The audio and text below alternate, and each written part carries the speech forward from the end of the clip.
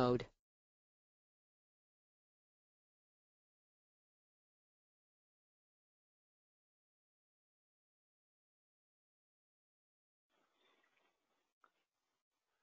Welcome and thank you for attending this session of Lexbe's eDiscovery webinar series, Integrated Foreign Language Document Review, hosted by Lexbe CTO Karsten Weber.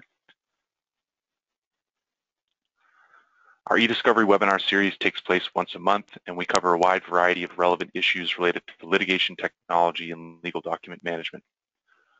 Today's webinar should be about 20 minutes, and we'll have a URL to access a recorded version of the presentation available for anyone who registered later this week. Give you a brief overview of our focus at Lexbe. We develop and implement technology that helps small and medium-sized law firms, corporations, and advocacy groups cost-effectively manage increasingly data-intensive discovery. We do this via our web-based document review software, Lexbe eDiscovery platform, high-speed ESI processing and conversion services, and a team of experienced technical specialists and expert consultants.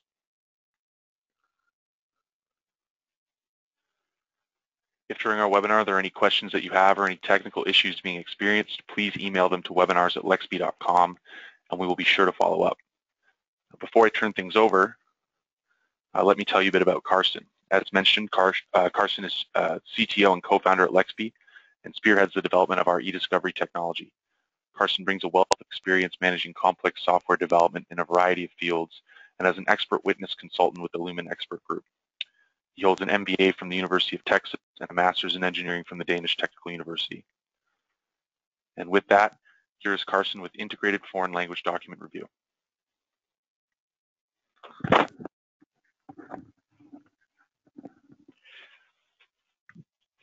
Thank you, Stu, and welcome to this month's webinar on Integrated Foreign Language Review.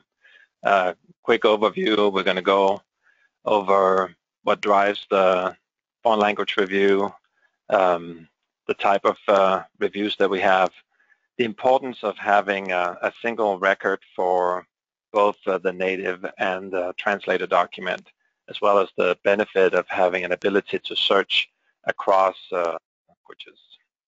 Finally, we're going to touch briefly on the ability of the Lexbe platform to scale to get this all done very quickly.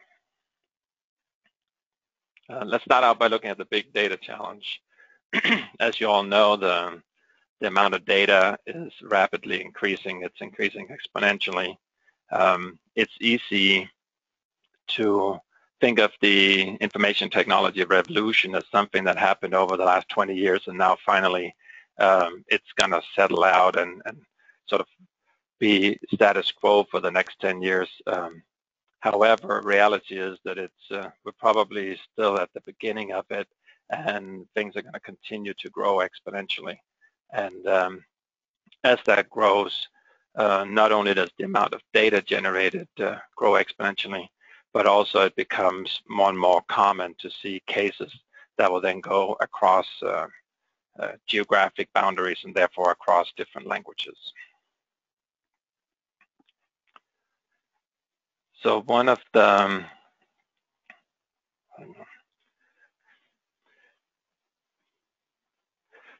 challenges is going to be that as we move forward, a lot of cases will start to span these geographic locations, and you will see an increasing number of documents that are coming from more than just, say, English-speaking corporations. And the question, what is the best way to handle it when you're receiving both the English documents from, say, the parent company, and then you have your satellite offices in Europe, and you're getting various languages from there? What's the best way to handle that? Some of the challenges would be just how do you collect them in those foreign locations? How do you understand the scope of what you're getting in? So say that your subsidiary is in Germany, then you can probably guess that the language you're going to deal with is English and German. Highly unlikely that it would then be Japanese. But even that knowledge is not enough to really assess what's going to be involved in the case, because it could be that 90+% of the documents are still in English, or it could be that 90+% of the documents are in German. It's just very difficult to know in advance as you're collecting this data what is going to end up being the actual mix of languages. Then once you have received the documents and you know that some of them needs to be reviewed, you have to decide on what's the best approach for that. And that will be in subsequent slides.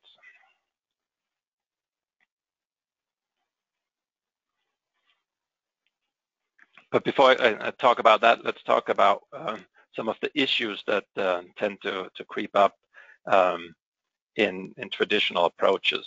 You would receive all the data that coming in on hard drives, flash drives, and just say, okay, I have a flash drive. I don't know what percentage of this is in German. I don't know what percent is in English. I need to find that out. I also need to, traditionally it just gets uploaded to the system as the original, then later it gets translated, and then the translated versions get uploaded to the system, and there's very little linking between the individual documents that are original and the translated versions. And that can cause documents to become out of sync. And this slide here shows the different ways of approaching the review. One is to do a pure machine translation. That is really the up and coming. It's increasingly accurate and allows for very quick turnaround times. So you take all the documents in their, say, native German version, and you translate everything to English. And then you do the review using only English-speaking reviewers. The alternative is to have a human translation, and then once they're translated to English, then they're reviewed in English. That is more expensive because it involves both the translation part as well as the review part. But it is being done today.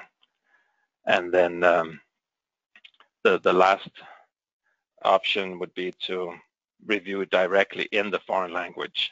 So if you have a case with 10 different languages involved, you would need to then reach out and hire reviewers for each of those 10 languages, and then they're reviewed directly in that language.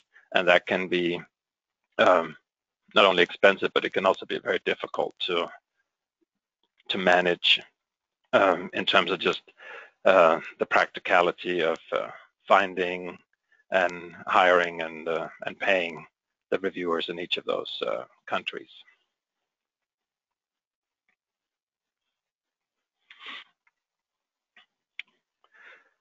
So the approach we've taken at Lexbe is that you can do either the machine translation, or you can convert it to English manually and upload it. The system really is agnostic to either approach.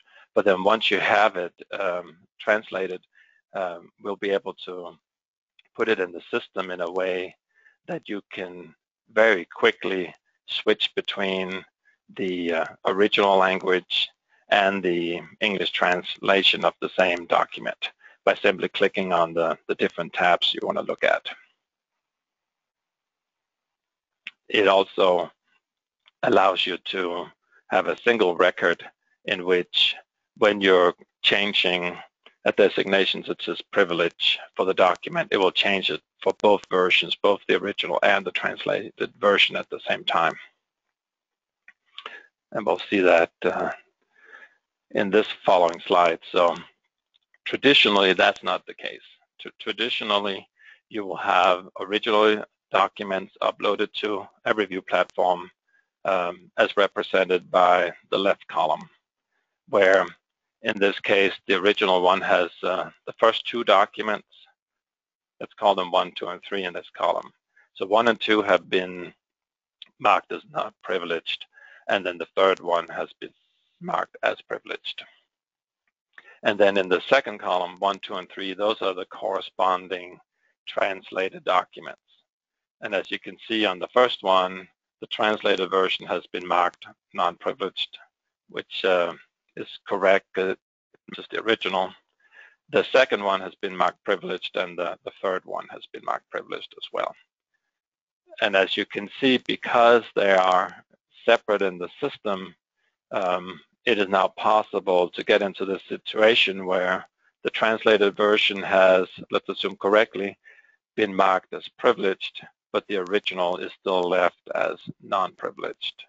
And it is very difficult to keep track in this scenario of an exact document by document linking up the records and make sure that you don't have things like this getting out of sync. It's basically just a disaster waiting to happen if you take the traditional approach. And so the approach we've taken and what we would recommend is to have a system in which the original and the translated documents are in one and the same record. And if you do that, the system itself will be the one that's keeping track of the bookkeeping. And it prevents you from making a change to the left side without it simultaneously being applied to the right side. And this goes not just for privilege, but for any kind of work product, any other fields as well, any metadata custom fields. It also goes against productions. It will work for redaction, annotation. It really just works as a single record.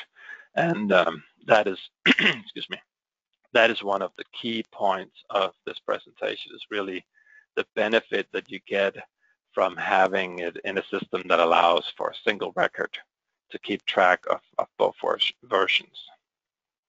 It also allows you to, as you're looking at the English version, to quickly switch over and see the original and take a glance, see if there's anything that looks different.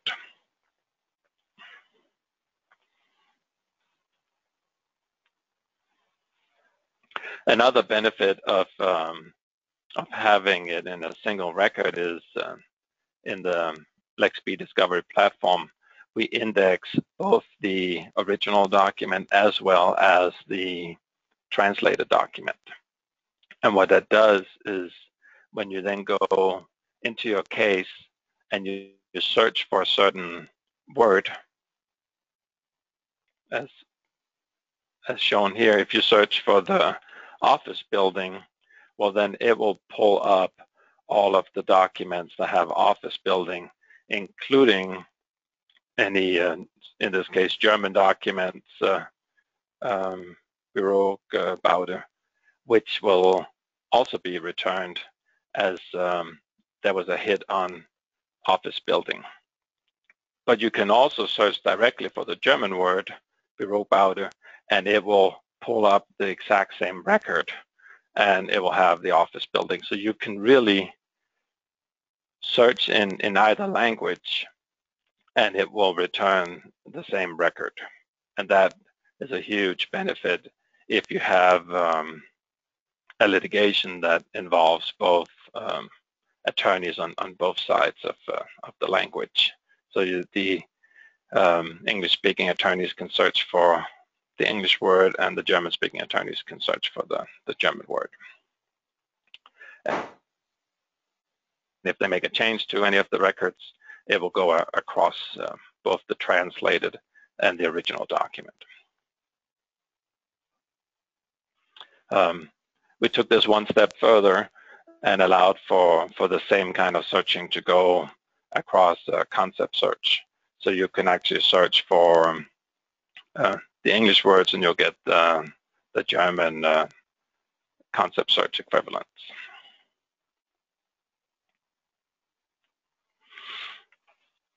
As mentioned earlier, you could, there are really three categories. You can either have everything machine translated and then reviewed in English, or you can have everything manually translated and then reviewed in English, or you can hire people native speaking and review it in the original language. And or you can do some hybrid where you first do everything as an auto translation. One thing, if I take a step back and say, people often say, how good is the auto translation compared to the human translation? And it's really, there are occasional errors in which there's some lingo or certain words that it doesn't translate. But on a whole, you can absolutely make a determination of whether this document is responsive or not. It would be a very contrived document that would be responsive in one language and not responsive in the translated version. I have of all the documents I've seen, I've yet to come across anything like that. So you can do a machine translation, you can make a responsive review, but then if you're going into court and you're using one of these for deposition, if you want to remove any of the uncertainty that can come with the auto translation, you can then take those documents and then have them human translated and make sure that they are bona fide translated copies. If you use the auto translation, we have that now built in with the review platform to where we can start many servers running translation in parallel. So if you have some translation software in the office, but you have 1 or 2 machines to run it on, that might take 1 or 2 months to run. But if you have something, say you have something that took 50 days to run in the office, but you're able to put it on the Lexbe platform, start 100 machines, then those 50 days with 100 machines would now become half a day. And that that's the kind of turnaround time you can then expect. And it takes all that time and it brings it back into time that you can spend reviewing the case, learning about the case, and finding the facts and issues and the key documents. So we think that's a real benefit.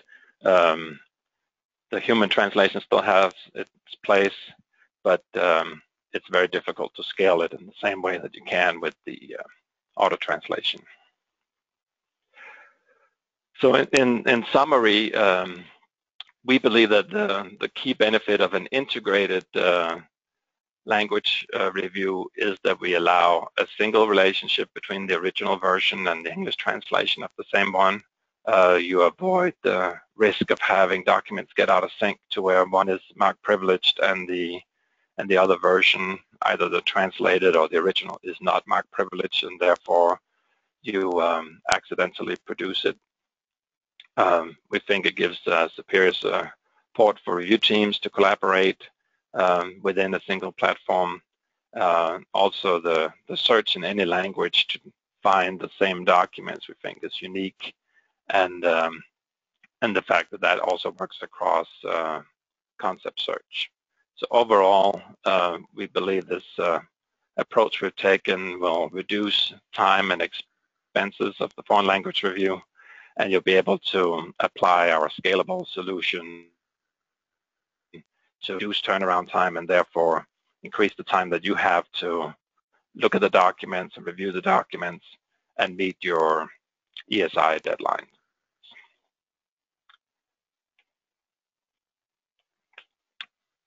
So thanks for listening in on this month's webinar.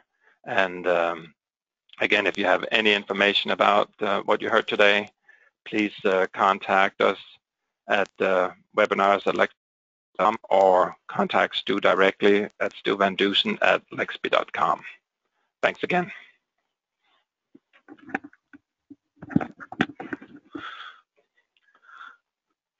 Thank you very much, Karsten.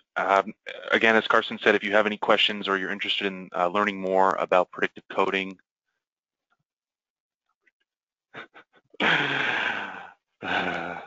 thank you very much, Karsten, and thank you everyone for attending today's webinar. As Karsten mentioned, if you have any questions or you're interested in learning more about our integrated approach to foreign language document review, please don't hesitate to contact us at any of the information you see on your screen at any time.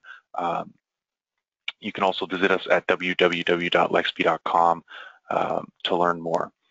Thanks again for joining us, and have a great day.